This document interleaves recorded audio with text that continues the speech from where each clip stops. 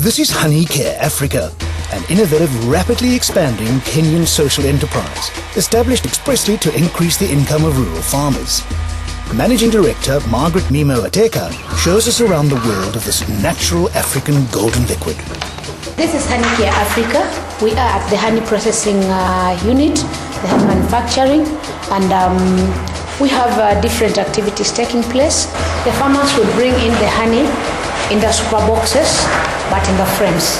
Then what happens is we'll have to weigh the whole box.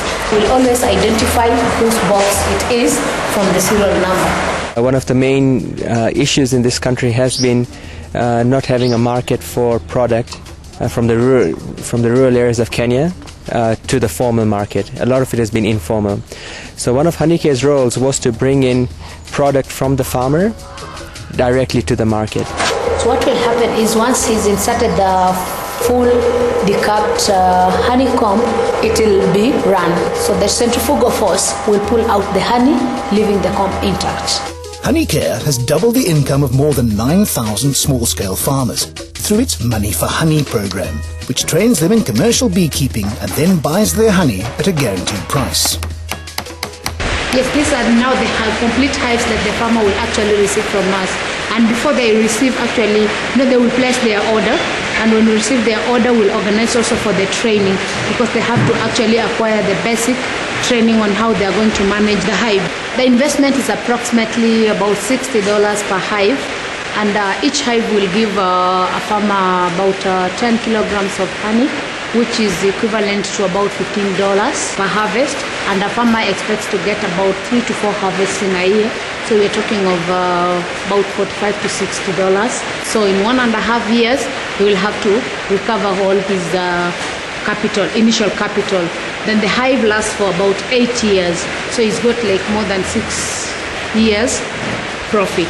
To get where they are now, a profitable, rapidly expanding company, HoneyCare had to make the transition from a social NGO-like enterprise to a commercial business model.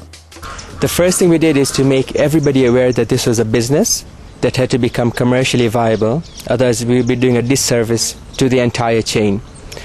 The second thing we did was to bring good business practices into our business and also into the farmer business as well. So we trained the farmers on how to do their product in a commercially viable way.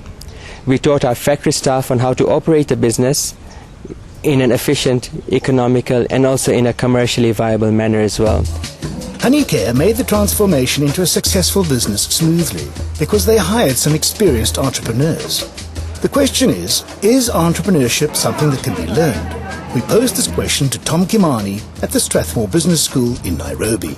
One has to have the natural aspect, the natural ability, which is hardly learnable. I mean, someone has to have the natural risk-taking capability and capacity, and that is hard to learn. But for the technical areas, one has to learn finance, one has to learn things to do with risk, insurance, and other aspects of entrepreneurship. So yes, indeed, in that case, it can be learned. And what is the use of studying entrepreneurship at a business school? Most business schools will tend to use case study methodology, and so you learn from lifelong experiences of other people, and you really do learn. You get lots of good learning about entrepreneurship. Currently we're profitable. We've been profitable for the last 2 years. We have an annual sales of about $500,000, and our profit margins are close to 10%, net profit margins. We intend to continue this trend, and over the last 3 years we have seen an increase of over 10 to 15% every year in terms of sales, and we have seen a reduction in costs through various mechanisms that we've been performing at our factory.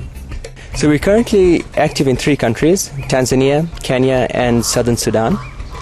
We'd like to increase our product range. We've already been doing that, again, working with other SMEs in East Africa to increase our product range to not only honey but also to dried products which have a longer shelf life, and we'd eventually like to get into processing and packaging of these products as well. We'd like to further build this export market not only in the US and in Japan but also in the European market as well. We're actually looking at the Middle East currently, and if we can break through there, that would be a huge breakthrough for the country and for our company.